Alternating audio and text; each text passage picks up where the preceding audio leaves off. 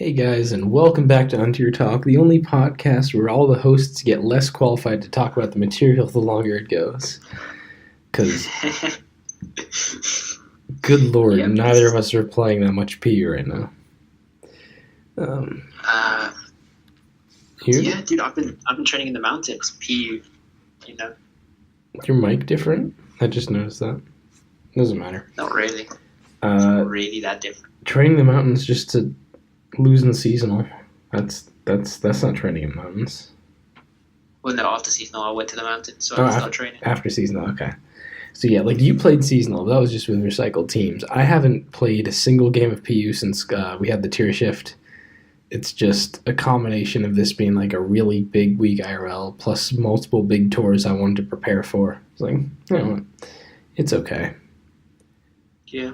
Plus, I think like there was a point where I got to seasonal, and I was like, I'm so tired and bored, and I've got so much stuff to do like in real life. I was like, yeah, I'm not prepping anymore. If somebody wants to counter team me, they can go ahead and do that. Yeah. There's just a lot of I think PU apathy all around, I think, too. Not just us. Yeah. It's just, overall though. exhibition ended, seasonal got out of the point where a lot of people were in. Tier shift wasn't like that big or anything, so it's just extremely, there's not a ton of activity. As tier leader, obviously I'd like to drive more activity, but I can't blame people for wanting to take a little bit off PU. I certainly am. And, it'll certainly pick up again once we hit like those PUPL and Slam come in a couple months, so I think it's okay. Yep, for sure. But yeah, we got Guzzlord. I haven't played with it whatsoever. Have you? You must have. Yeah. Yeah, I played with it a little bit with friends and stuff, and to be honest, like, it's a Pokemon where it's a bit better on paper than it is in practice. Like, I was quite worried about it coming into the sort of like first few days period, when it was a thing. So I was trying to come into it with a bit of an open mind, and certainly as the games went on, I found that it was quite easy to revenge kill. So even if it got a kill, it was quite easy to force out again. So unless your team is very, very slow, it's not going to get more than a few opportunities to break. And also given that the amount of like things that can pressure it in the tier is quite high in between like fighting types, ice types, and all that type of stuff. Even things with coverage, to be honest, that can hit, as much as it resists a lot of things, it also doesn't resist like a lot of things as well. It's like outside your fire, water, grass, and the psychic, it's not really resisting much, or even a lot of the things like coverage moves within those Pokemon. So like water types will carry Ice Beam, stuff like Ludicolo will carry Ice Beam. Like Lilligant itself, I don't think Lilligant like cares too much about Guzzlord, honestly, because okay, sure, they might run less Hyper Beam. Less HP Fire, but sure enough, like Z Hyper Beam and Sleep Powered plus Z Hyper Beam, that set fucks with Guzzlord quite heavily. So overall, I think it's like its impact is like it's a really solid option, like on every team. Like it's because of the ability to put pressure on things and to switch in on a lot of things. But overall, I think its impact will lessen over time, kind of like how Jellicent sort of came in, was scary for a bit, and then sort of fell off. I mean, that all sounds pretty reasonable. I can't really corroborate it with my own experience or anything, but that's pretty much what I expected from Guzzlord, is like a good Pokemon that still has the whole thing of wait. All these coverage moves, like how much exactly am I going to be walling out everything? I would like to play with it eventually. Definitely looking forward to like when I get more time to play PU, but which I will this next week, and hopefully I'll actually like go for ladder tour. That's another thing I noticed. Did you see who qualified for ladder tour this week? I have not. Okay. I just saw that the week 3 signings. Yeah, so let me read this off to you. Right. As soon as I get there, which will be in approximately 20 seconds. Circuit tournaments, metagame circuits, and PU Ladder Tour, second page. Okay. So this week we had Fuma Hi-Fi, Crying Lightning, Who? Luthier, Horodro, Okay, I know. Squash 17 Smiley Face, Skipcan, Pills, and Okay. I'll leave. Who was the last guy? His name is I'll leave. I'll leave. Like Oh no, literally, I'll. it's just I leave. Oh, Sorry, 3 capital I's. dude, I thought it was I'll, which is like, and I don't think it's a bad thing that we have a bunch of randoms like qualifying necessarily, but to me it's just like more of that Jesus. Everyone is really just taking that break. Yeah, I think that's the good thing about ladder tours in general is that if you want to qualify for a ladder tour, you can do it. Like, there's no restriction really on who qualifies for the ladder tour. Like, for certain tours, like the people who tend to have the best teams, qualify like or go towards the end of people who play the most like tournament games. But with ladder tour, you can get to a point where you're playing like a really good PU player without really deserving it. In that, to put it lightly, you do deserve it in some regards, but like at the end of the day, the amount of like quality talent that you have to beat to get to the point where you're playing like a really solid player Yeah, it's is not much as high. less. Yeah, so definitely if you're trying to get into the tier or want to get reps in versus really good PU players, ladder tour is probably the most efficient way of like playing games versus like trash players. You don't really have to bring like a morally correct team or anything. Like, you can just stall the entire time, get really high on the ladder, and then at the end of the day, like then you'll be guaranteed to play some of the established PU guard, I guess. Mm-hmm. And yeah, it's not Depending on like how we they have. qualify. It's not like we have no one in ladder tour like last week who qualified. Rexus definitely did. Rob Jr., Katut, Ziri. I don't know who else, but Yeah, like exactly. it's not like we have no one in ladder tour. It's just when I saw that was just the crystallization of like a lot of people are just taking a little bit of PU break, which you have said, but Yeah, I feel like also like now like Easter and stuff is like it's almost finals time. You know what I mean? So it's like it's almost it's getting finals. to that point where, well, for me at least, like my finals are in May, but I'm sure like other people they have it in like June, July, that type of stuff. So Yeah, not like for me in America. I got 9 weeks until finals ish. yeah, so June, July, May. Like, it's in that. This is the type of time period Mhm. we're talking about. But That'll be more like right around when PUPL is about to start, which hopefully like we get it sliding in after finals. I don't know all the scheduling off the top of my head though. yeah, but going back onto the PU ladder tour, if you're a player and you're not that necessarily that known as like a top talent, like a really good player, Oh, this is absolutely the place to go. this is like prime time opportunity for you right now. Like, because what will end up happening, you qualify for ladder tour, you can easily qualify in 8th. It's like, I think what the boundary is like 1600, I think. Like 1600 ladder tour points. 60. There is no boundary. It's just whoever is the No, top. isn't like, yeah, but yeah, you know what I mean? Like the usual lowest elo to Okay, qualify is like around 1600. the lowest from week 2 was 1597. Yeah. Yeah, so about 1600. So, like, if you can't get 1600, you can't really be expected to win,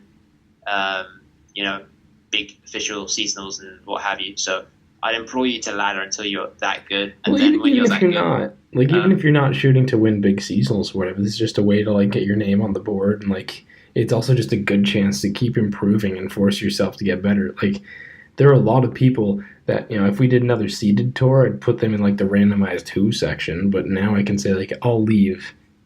He can't be that bad. Probably he qualified for ladder tour. That's a name I know now. Also, it's like it's I leave, or maybe it's 3 leave. yeah, no, whatever. that's what I'm saying. I'm saying like, It's also really funny if you look at the screenshot of the top section of ladder down to where like the last qualifier is. Everyone has a GXE that's like pretty much like 81% or whatever, and then the last ladder tour qualifier is like 77.5% GXE, like way notably lower. Everyone else is in the 80s. It's like you don't necessarily have to like be super excellent and really put yourself out there, and got all the way to like round 8 of seasonal, which is just really gosh darn hard. Not that it hasn't been done by some mediocre players, but it definitely takes like more overall mon skill. So this is just a good place for people to come out, and I hope more ladderers are just like the room, or like the room tour people and the room people who haven't really like migrated over to tournaments or whatever. So Yeah, this is the time. yeah. I think that's what I was trying to get at is like if you're struggling to make it up to the point where qualifying for the ladder tour is possible, then you should probably seek to get some improvement, play more potentially, iron out the problems in your game. Really focus on getting yourself to become a better player. I think if you can't qualify for ladder tour, that's the edge. Like if you really want to make that transition from like just a casual player into like a tournament player of like good quality, I think qualifying for ladder tour is a good start, because you have to play. In my opinion, I think one of the most important features of a Pokemon player is, in order to beat the best players in the tier, your K-Tuts and what have you. So you have to be able to beat the worst players, like your ladder randoms or whatever. And if you can do that, I then don't you know can that move that's on. always true. You can like struggle versus weird ladder jank and just like be better at tours, because ladder requires you to like ladder has a certain different set of skills where it's about like consistency over the long term in a game that has a lot of hacks and bullshit and matchup and stuff, whereas tours is a much like shorter term thing. It can be quite different. It's more, to me, like it's more just about like pushing yourself to meet a requirement, and in a more tangible Yeah, way, I think, than you get with seasonal. yeah. I think when it comes down to like ladder tour, it's like it's a lot of people will struggle to get not Rex. Like what I mean. Like people struggle to get Rex in terms of like suspect tests and stuff. So if you're in that scenario where it's a struggle for you to get higher up the ladder, just play more. Like see where you're true. Be like honest with yourself. Like see how realistic it is for you to climb that high. If you can do it on demand, then you should 100% make a transition to tours and try it out. But if you're still struggling on the ladder, keep playing, keep trying to improve. Like honestly, criticize, I guess, yourself, and see where it goes. Honestly, I think like ladder tour is probably, as well as being like one of the best opportunities to like qualify. Like it's one of the best places to get scalps as well. So like you can qualifying for ladder tour, you'll instantly get a game versus somebody who's like you said. Rex's, Zeri, and Kinsat, they've already qualified. Pill's also already qualified. So like those are big-ish PU names. Like you can, if you get a scout, that's a brilliant way to put yourself out there. Yeah, I agree, and I think this is a good topic to have, because it's totally distracted you guys from the fact that we still like have nothing to say on Guzzlord. There's one other thing we should hit, But yeah, which Lilligant is a Pokemon that people like to talk about. I don't like to talk about it, but people like to talk about it. I'll just, I'll state my thoughts. So, because people want those, because apparently I have some kind of influence and power. I don't know why. Who let that happen? Couldn't tell you. Point is, I don't care too much about Lillian. I think it would be fine to suspect it and give people a chance. It's clearly it's good enough to where a suspect wouldn't be like, why are we even wasting our time? But I wouldn't consider voting ban. I wouldn't consider it a problem. I know I haven't played for like 1 week, but it's 1 week. I've been playing this meta a long time. I don't think that's a huge deal or anything. And Lilligant is just like, it's there. It's a good mon. Don't get me wrong, but I'm not super up in arms about suspect. I'm not really pushing us to suspect it like before ladder tour qualifiers end. And I think that it's worth also leaving the Guzzlord meta a little while longer and see where Lilligant goes before we force a suspect. I know no one on council is super against, and at least one person is like pretty much like, yeah, we really should suspect this. But After ladder tour, yeah, probably, I guess. Well, not after ladder tour, after the qualifiers, probably, I guess. But I really don't especially care. Like, I'm not super all in. Yeah, we need to strongly talk about this, Mom. So, sorry for those people who Um, really hate it in the tier and whatever. yeah, I feel like Lilligant is in a spot where it's weird because you do technically have a lot of good countermeasures for it, and you do have a lot of good counters that work and you can use to beat it.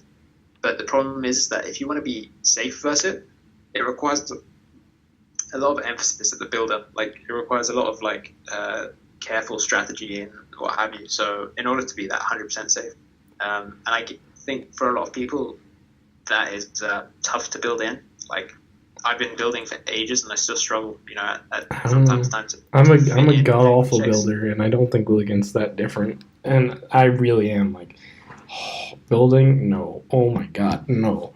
And I don't find Willigan like that much different, that much more of a pain or anything. It's a pain, but it's not like it's not that. It's weird. It's just not that crazy. Like people, it's not like that. No, it's good. It's great. It's an S rank mon, but it's not like holy shit. It's just not that. I'm just repeating myself stupidly. I think we kind of disagree on that because I think that the fundamental philosophy, I guess you can call it, of like sleep powder plus quiver dance is like broken. Like a broken element to it, but Lilligant isn't necessarily like the greatest Pokemon to like abuse those types of things. So yeah, I'm not too certain that Lilligant is probably isn't not broken. Does that make any sense? Is broken, but I'm willing to consider, to be honest, the fact that it might not be broken. It's also in like a spot in the meta where is its like brokenness in quotation marks, amplified by the fact that it's a spikes heavy meta. Considering Lilligant loves spike support, like it's one of the best Pokemon to fit on spikes, and spikes are so popular right now because of Frostlass and Quillfish being really good. So I don't know if that I don't disagree, but it just comes down to subjectively like. Am I banging my head against the wall about this Pokemon? Am I like really annoyed by it? No, it's just like Lilligant, but. It's not even a mon that like I abuse myself that much or anything. I think I use less Lilligant than a lot of people because I don't even know why. But when I go to face a Lilligant, I don't feel like that crazy up in arms. And I also think if you watch a lot of tour replays, Lilligant is not showing off to be like that crazy centralized. And there are definitely some solid replays of Lilligant being like a great sweeper, as there are good replays of any S rank. But for those people who already think Lilligant is like clearly broken, a huge issue, where like a Tut was like it's totally broken, but Guzzlord's also broken and Broken Check's broken, like nothing is really backing that up. I don't think, unless I'm just completely missing stuff.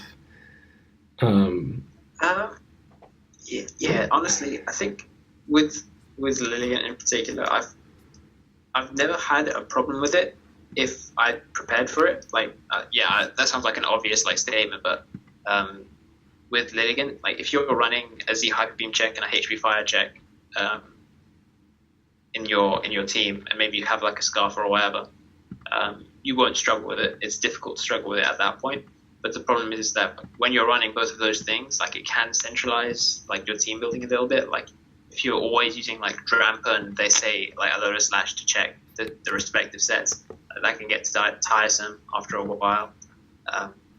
And to be honest, I do think it's in a state where if you don't have one of those two things and the set happens to be the whatever set that you don't have a check for, right?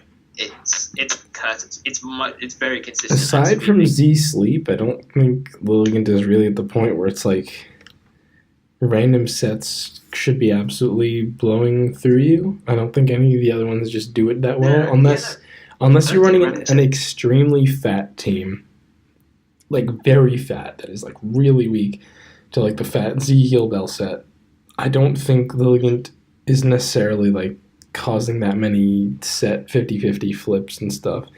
And when I look into my team builder, I don't see a lot of the same. This is exactly how I check a Logan. Admittedly, I'm a bad builder. I build very little. I have a lot of like very old teams. Like I don't have that many things in the more updated metas. But what I do have, I think is like sufficiently varied, and that's just not really been a problem. But again, like we're just tossing out like this is how I personally feel. This is how you personally feel. So it's not like we can get a ton there, and it's definitely up to the people listening. So if you like really want to get your thoughts on the Legend Across, let us know, like comment or talk in Discord or whatever, because like people's feedback genuinely matters. So Yeah, of I course. would give that, because I at do this think point, like it's our discussion is not really gonna go anywhere else. yeah. I think a lot of people underrate the influence of like public and talking about certain things. Like it's an extremely important. Like people like to think that the council and like the tier leader or whatever is like a massive dictatorial bunch where we pick what we want to suspect and that's it. But the reality is that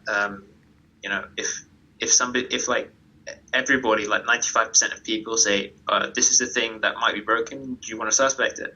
The likelihood is that we're not going to ignore it. So for sure, if people are sufficiently annoyed or sufficiently like outraged at something, please talk about it or whatever. Like it's an extremely important aspect of like meta development. Does anyone really think I'm competent enough to be like running this tier and taking no input from people and just like dictating around doing whatever the hell I want? Like I get if Galbi and Anti were still running a tier, but like, come on.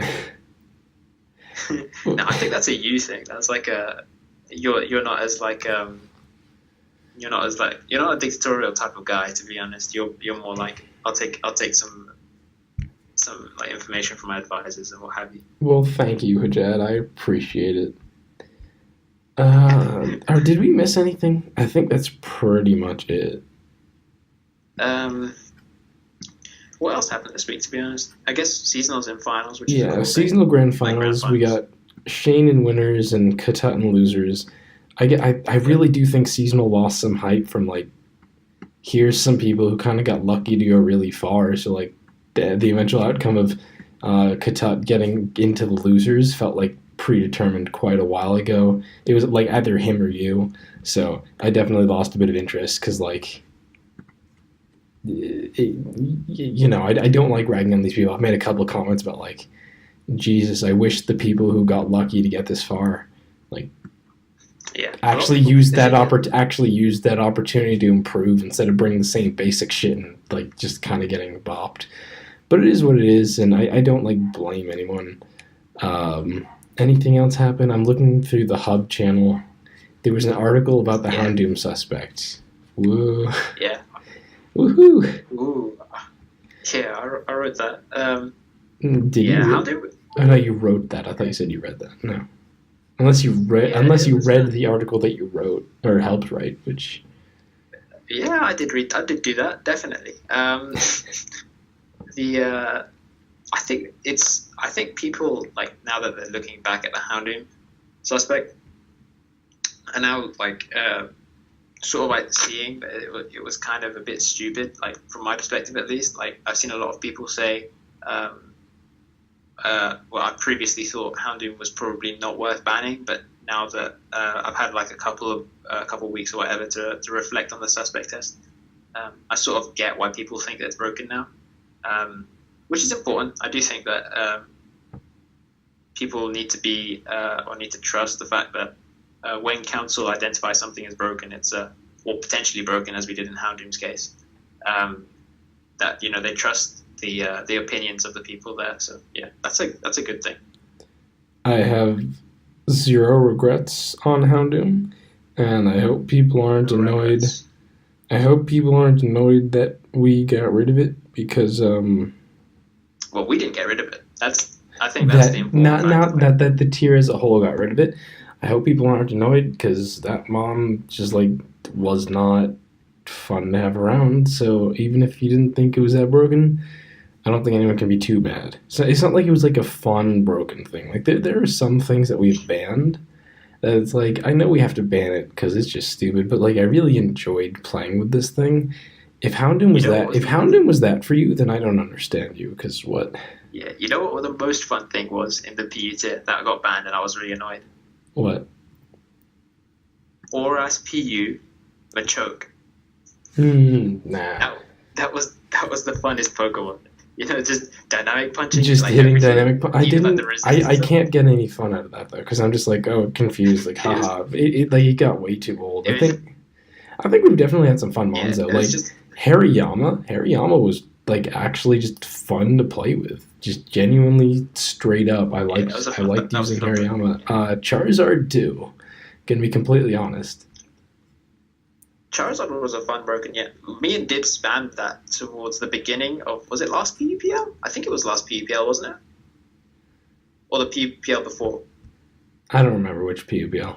Sorry. And I think it was the P yeah, it was the PUPL of that's too 2017, much for wasn't me. it? Shit. Oh, you know, it was just fun to have Yeah. around. Well, for me, it was Kingler, but I don't think most people would agree. So that's actually whatever. But Yeah. Yeah. I'm still Yeah, Samus I'm moved up, didn't still it? Like choo speaking choo. of Let's resuspect Kingler. Let's not even. Nah, I think people want to do Lilligant, which is why Lilligant will probably happen before. But I would much rather resuspect Kingler than suspect Lilligant. Can be completely honest. I don't care about Lilligant, and I think Kingler is an okay, fun, enjoyable little crab guy. I know I you're think just we disagree disgusted. there. We definitely disagree there.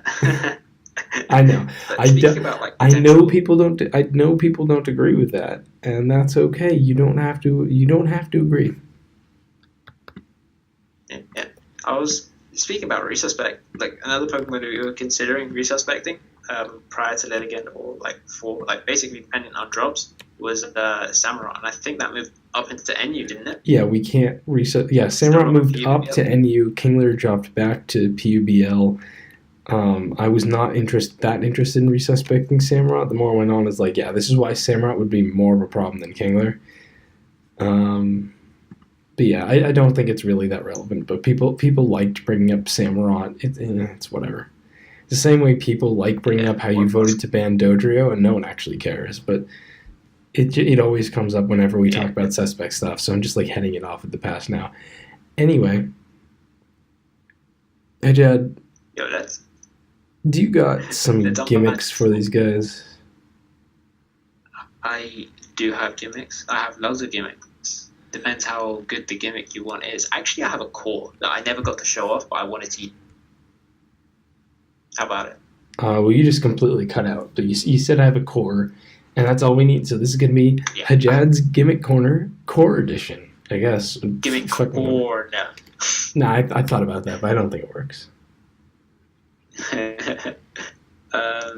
So basically, one of my seasonal games, I was playing. Fuck, I forget who. It was one of the people that I was supposed to beat, and I beat. But he had a stall team, and it had Natu on it. And I thought, shit, Magic I'm gonna Bounce is find this. broken. Yeah, I Shit, think, what's was it broken? Magic Bounce? Magic Bounce? Yeah, Natu. You know what I mean? No, I know what you mean. Yeah, I think it wasn't Youngster Bill. Who was it? No. Plas. That's who it was. I played Plas in a game, and it was a G2, and he brought Stall with a Natu, and I had never felt so hopeless at getting up Stealth Rocks in my entire life because I had a Mudsdale. So basically, my idea was to sort of build on the idea of a Stall with a Natu by going a bit black-white with it and going, okay, I'm going to use Natu Stall, but also add spikes onto the mix. So I had his team, which had Frostlass, which is basically the standard spike setter in this meta, I guess, and Reflect Natu as the Max Fizz Def Reflect Natu as the Magic Bounce thing in the blob. So yeah, the idea is it probably works a bit better on offense or like a more balanced style team. But the idea is you set up spikes, you switch Natu into whatever the stealth rocker is. Doesn't really matter what it is. You get momentum at the end of the turn, and then you just start pummeling things with your phasers, or well, yeah, in Stall's case it would be a phaser, but on offense team you'd have a specs breaker or some fast thing that could abuse it. I don't know. I see where you're going with Natu. My only issue is like Natu doesn't stop the most common spiker. So really, like the only thing I like Natu doing is stopping rocks, and the only thing that like goes with Natu and really doesn't like rocks is Articuno. And then you're running Articuno, you got Natu, so you're gonna be defog Articuno, you're gonna be getting rid of the spikes, and at that point it's like it's full stall. And I get that you're not running it on full stall, but that's like the only place I really like and more realistically see Natu going. And that kind of full Natu stall just like isn't that great.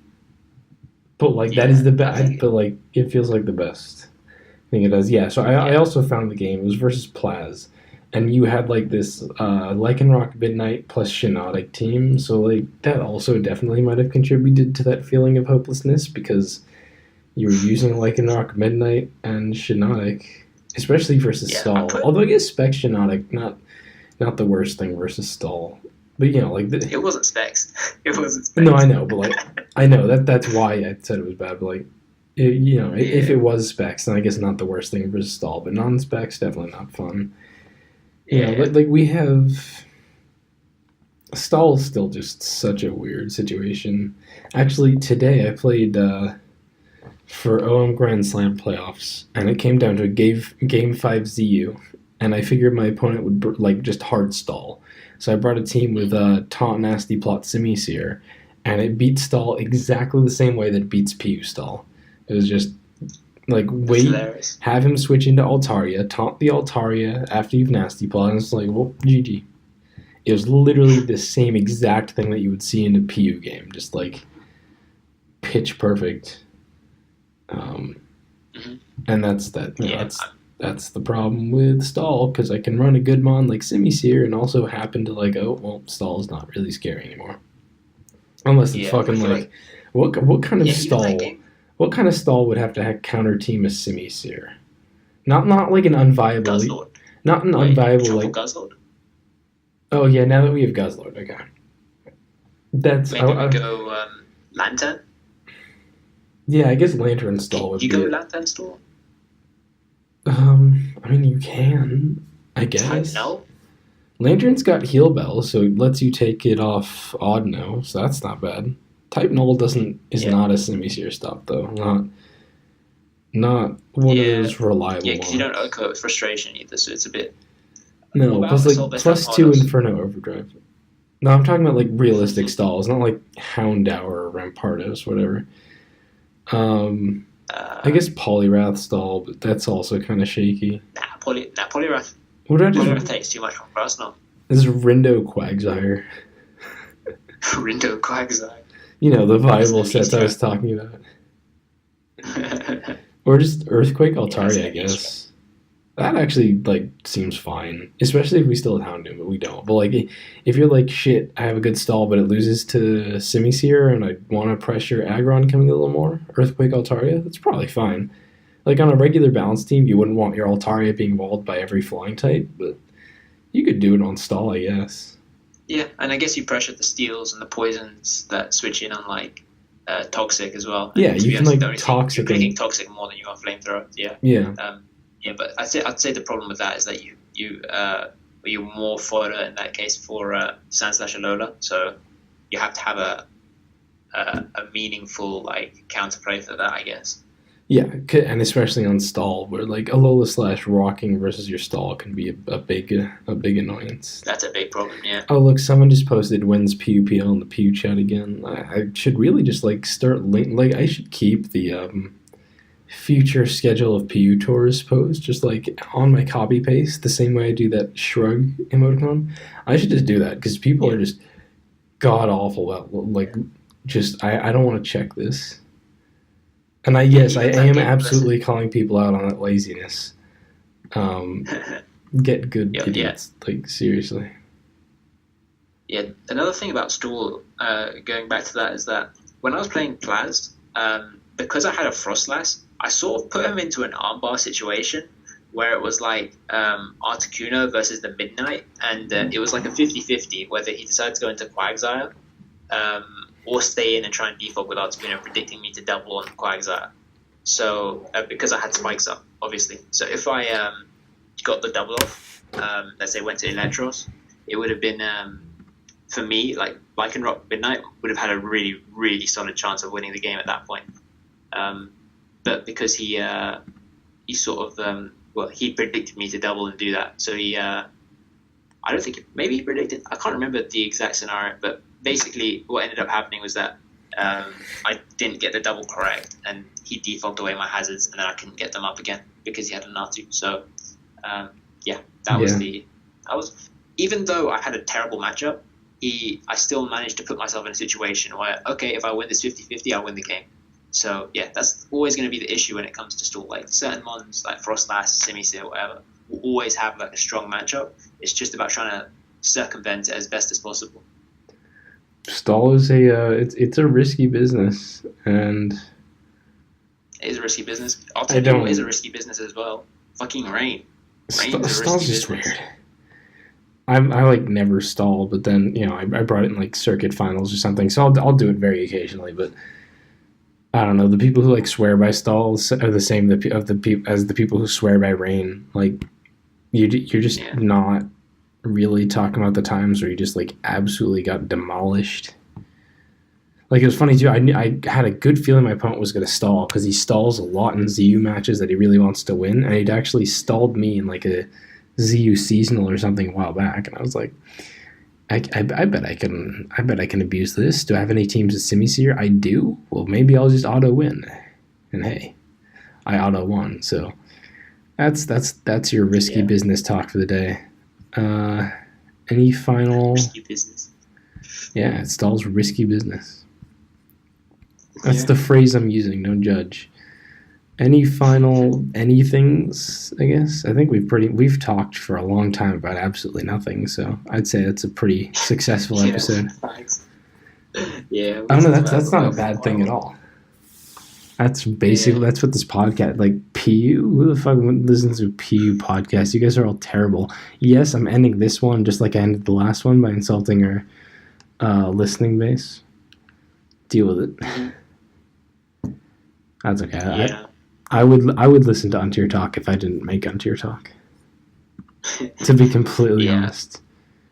To be completely honest, I wouldn't listen, but fuck it. Oof. You're a better man than I. Depends who's hosting. Who would be the second choice if it wasn't me? Toad?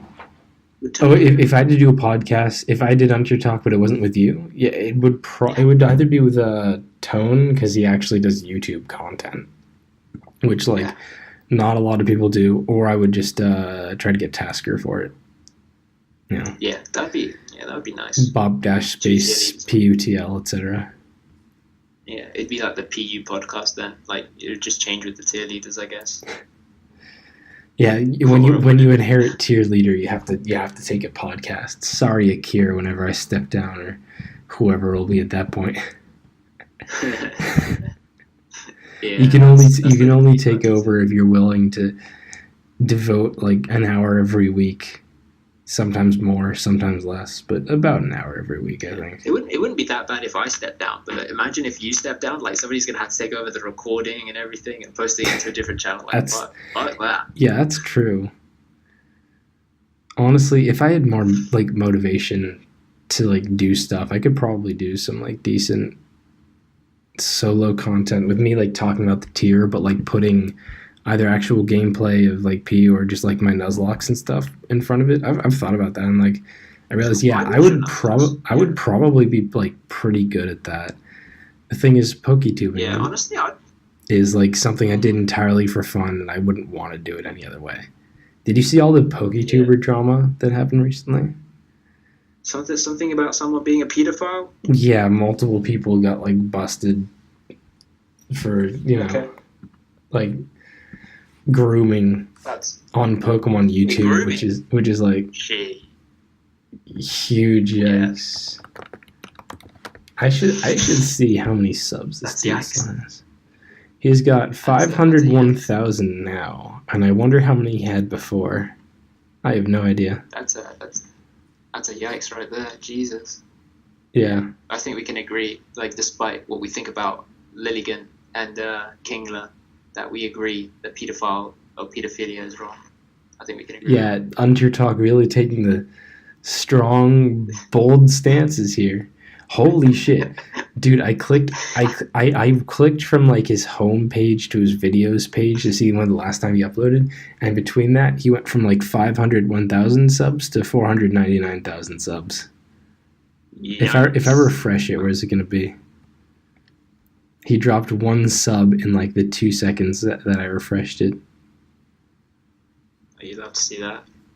I would hope it'd be more, but I don't know. This is a sphere where Verlisify is popular, so I don't know what to expect. Yeah, dude. Honestly, what is it about Felicify that um, It's catapulted him to fame? Like, he just does casual hype content. Hey guys, Verlisify here, all that okay, like all that stuff that we make fun of. It genuinely works. It is what is good.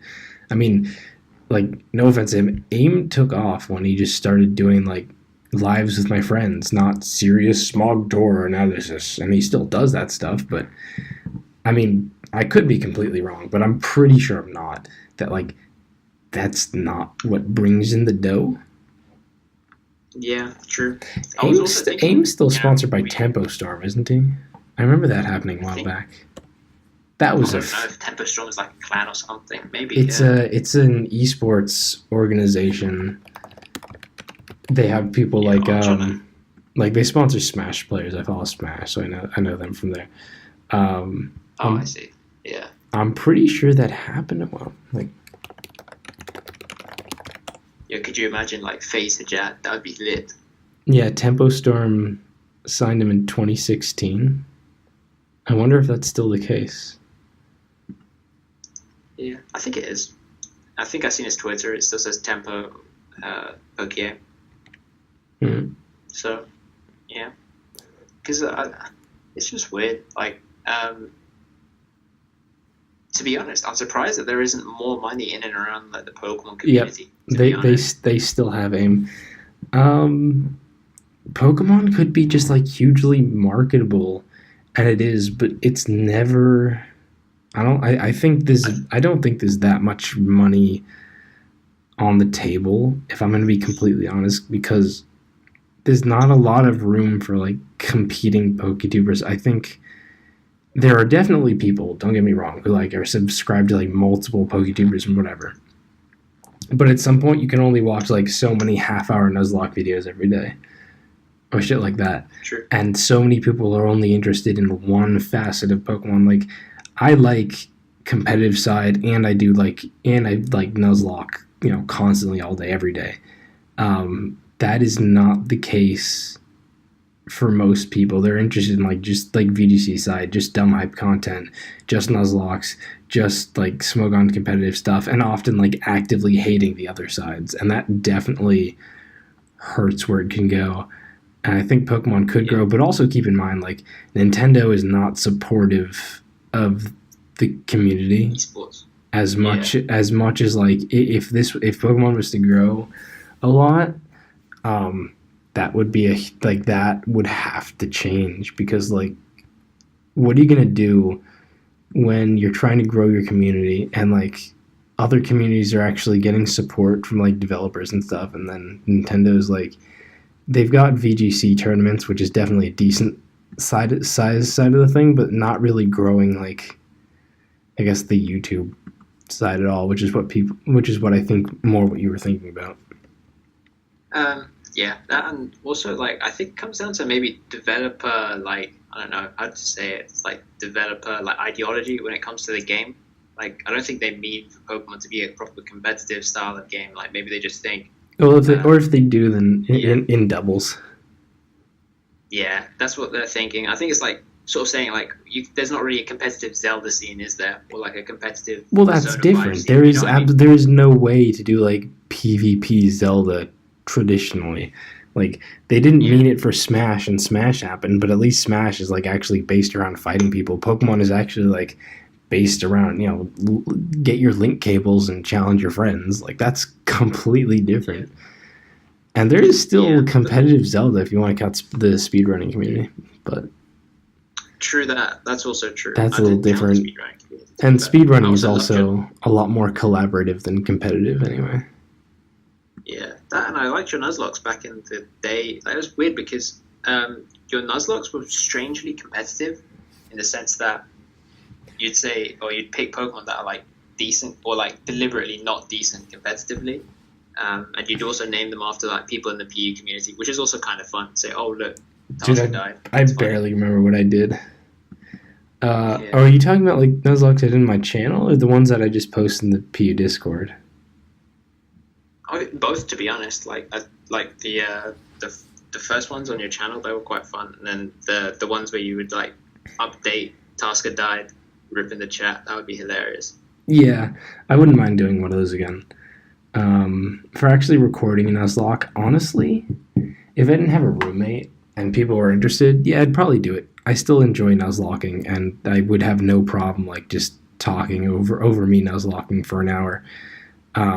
But like needing to go find a quiet space just absolutely drains like any of the mild interest I have in that. But I'm still Nuzlocking. I've got two Nuzlocks that are happening now that I just like play at various times. So, Yeah. you To be know, honest, do you think it would be possible to like make a PU community Nuzlocke? You know what I mean? Like start a let's say Pokemon Emerald Nuzlocke, but then maybe not even like a Nuzlocke, maybe just like a playthrough, but like uh, PU people community only. Like you know how the it depends on what you're thinking. There are certain like kinds and styles of Nuzlocks that involve collaboration with others or competitiveness against others. That would take some setup. I actually would not mind doing that at all if people are yeah interested. both of those sound But both of those there's sound either fun. like, well, there's a few different things. There's like joint playthroughs. Like this is actually one of Yeah, the Pokemon Games room on Showdown has run a couple joint playthroughs. I was talking about one of them in the chat when I was doing it. Like I did the black white Nuzlocke, and everyone was Nuzlocking black white and hitting these benchmarks at these dates and stuff. There's yeah, that. There's competitive playthroughs, which just like everyone try to not die and get to the end and post your progress and stuff. And then yeah, there's some other things. There's like Soul Link Nuzlocks where all the mons, every location where you catch something, it's linked to your partners, and if yours dies, theirs dies. Or there's competitive ones where yeah, like you and your partner try to like you try to hit certain benchmarks before the other person. There's democracy locks where you like I have to make a decision. I'll just put it up for a vote, and then people get to influence what I do. So there are a lot of yeah. ways to do that.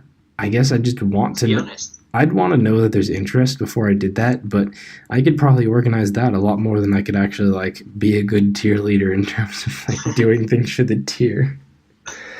you're being harsh on yourself there, but No, um, I'm just I was thinking more along the lines of like you know how Twitch plays Pokemon. You know those things where like the chat presses all the keys and whatever. Mhm. Yeah, I was thinking more along those lines, but also a competitive Nuzlocke where like all the PU like people can like sign up and say, okay, we're all going to play this Nuzlocke at the same time. That would also be quite fun as well. That's pretty different. That's like everyone actually entering an input. That would never happen. That's a whole other huge can of worms. What I was picturing is more like I'd do a Nuzlocke and post a lot of updates and screenshots, and I'd have a channel, and anytime something came up, I'd be like, who am I going to add to the team? And I'd just like let people vote. I'm like, okay, I'll add the Corsola to the team. Wow, you guys suck. Now I have to use a Corsola. Haha. It's funny. Yeah, Um, or like yeah, every single gym, you guys get to vote on one of my Pokemon that I have to kill. Like I just can't use it anymore.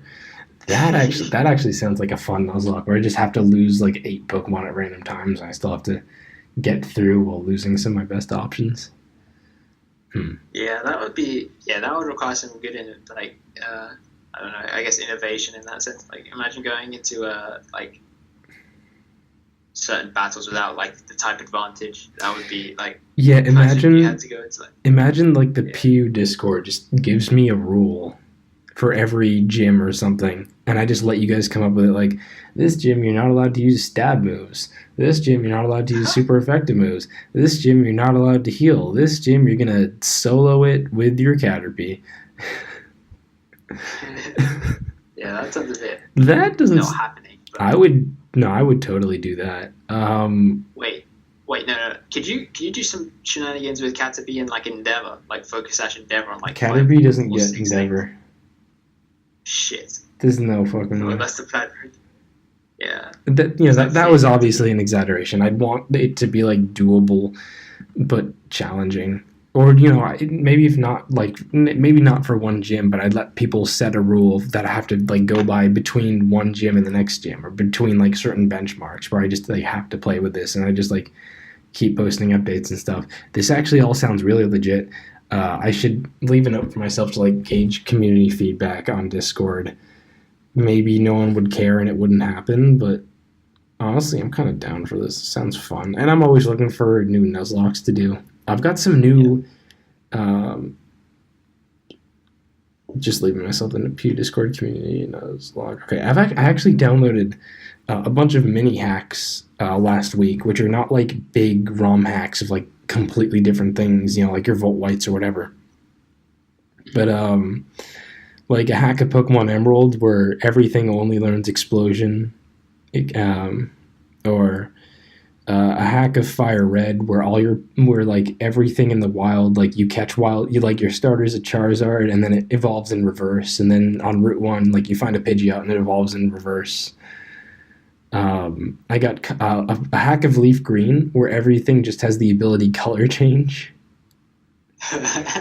Um, let's see. I got a hack of Pokemon Emerald where everything just learns Metronome, the same as Explosion.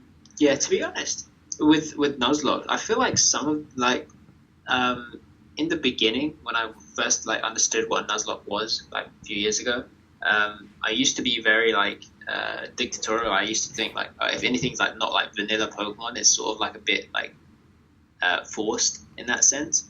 But after a while, to be honest, I find the ROMs where like developers make their own Pokemon game, for example, and then like Pokemon is sort of like involved in that. I think that's kind of cool because then you sort of have like the appeal of like almost like a new Pokemon game, even though it's not. That's the thing. Even when they suck, because they are like invariably like worse than your average Pokemon game, it's still like fun to have a different thing that's still like more Pokemon, because what do people want? Just more Pokemon. Like I played through Flora Sky, and I think that hack is really fucking overrated. It is not good. There are a lot of just basic game design problems with it. It was still like new Pokemon, and that was fun, and I liked it. I've got a new hack to try, Pokemon Ignis. I don't think it changed that. I don't think it changes like that much from Fire Red, but it'll still be a new thing, and I'm gonna have fun because I like playing in-game mons. That's just what I do. So Yeah, to be honest, in-game mons kind of lost its appeal to me. I'm sure people in the PU chat have heard me go on about this many a time, but like it sort of lost its appeal to me after I started playing competitively. Because as soon as I started playing competitively, I started to be like a smart bit of a prick about which Pokemon I would let on my team. Like for example, I caught a bold Weasel and I just released it. Like just straight up, I was like, I'm not using a bold Weasel for the rest of this game. I'm not trying to make it defensive. Well, yeah, no, So I do take into account natures and stuff when I Nuzlocke. It's like I'm playing this Black 2 Nuzlocke right now, randomized, and I had a Hippopotas, and I avoided putting it on my team for a very long time, even though like with the rule set made it like quite good, because it was a timid nature. And finally I was like, it won't. It's obviously literally like the worst nature you could get, but I'll still use it. So I finally like put it on my team and just used the lucky egg to grind it up like 23 levels since I'd caught it. I think it was more than that actually. Yeah.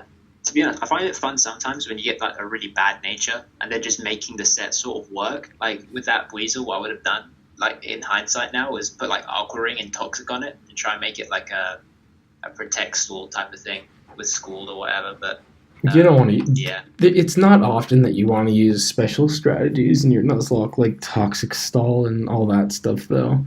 Like, it's either A, you have a very hard rule set. Like, I actually did use Toxic Stall Sturdy Nose Pass for a long time, and just like a very hard rule set I gave myself in Ultra Sun, I think.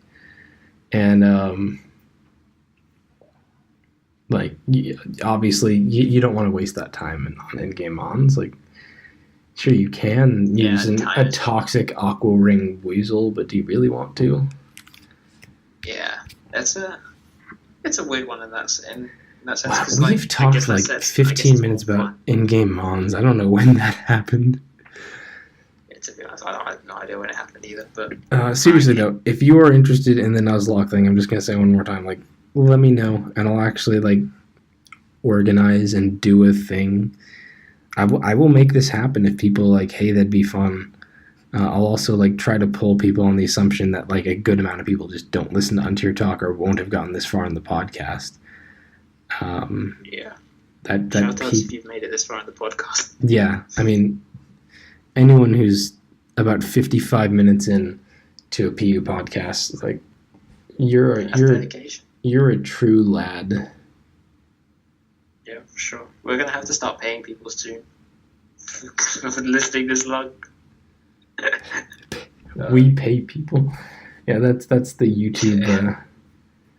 That's a YouTube works, right? YouTube changed a thing a while ago, whereas like you can get monetized if you didn't have like X amount of subscribers or like X amount of views. I have no idea, but I know I'm not monetized. That's all I know. Yeah. I don't. That's good. I follow a lot of YouTubers, but it's not something I know a ton about, and it's not something I care about because I'm not monetized anyway. Like, I don't want to monetize. Yeah, I'm doing this for the love of the Pokemon. God, that's weird, but it's fine. Let's go. I'm actually finally getting into other competitive stuff too. I'm gonna go to a Smash tournament. I'm scheduling like with some other people from my college. We're gonna like drive down to the city for a Smash tournament in a few weeks. Oh, so sweet! Are you gonna play in it then, or are you just gonna watch? No, I'm gonna play. I'm not driving down just to watch. Fuck that. No, I was thinking like because in COD tournaments there's you don't really play in COD tournaments unless you go to a booth or whatever. But yeah, you just end up watching the pro players play. I didn't know if it was like that. Well, it's not that pro of a place, but even if this was like a big pro like tournament, I would still totally play, like, because the Smash is just like, you know, anyone can just go and play and drown in pools or whatever. Like, that's fine. Yeah, to be honest, I found a hilarious video on YouTube the other day, and it was like Tekken. I think it was like Tekken, competitive Tekken, where it was like everybody was like making noise and stuff in the back, and there was like a comment that was saying like, imagine if this is like the Smash community, everyone has to be silent.